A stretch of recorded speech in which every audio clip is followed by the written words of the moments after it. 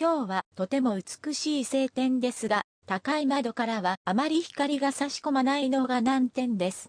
それについては文句を言うつもりはありませんが、私は辛抱強く待つ方法を知っています。というのも、私にはそれほどくだらない用事はなかったからです。趣味のようなりにかなったことをするタイプで、最近の自分の状態を考えると映画館に行くので、これから24時間は穏やかに静かに過ごすべきだと分かっています。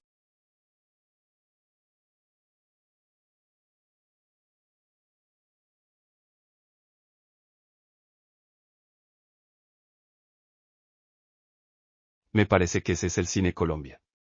Voy a entrar para ver si algunos países masculinos y femeninos quieran ver la película.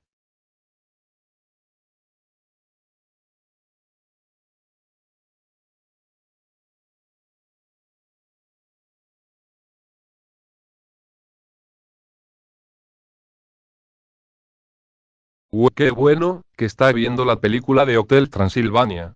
Que ya pasó de moda y ¿por qué la estáis viendo en 2026?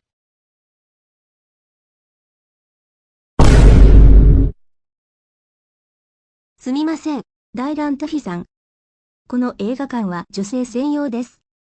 あなたは女性ではないのに、ここで何をしているんですか？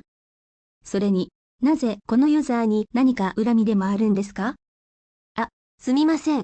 ただあなたがなぜ映画館にいるのか聞こうと思っていただけです。Tú sabes que esta sala de cine es para mujeres.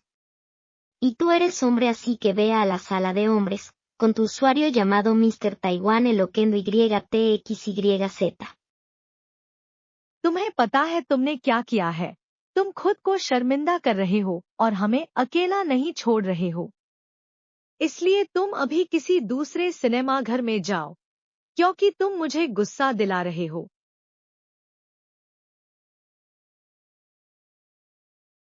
Bueno, dime qué te pasó. Paquete expulsada del cine Dylan Tuffy. Me puede decir mío sin malas palabras, vamos, ándale. Bueno, Mr. Taiwan en Loquendero Itchith.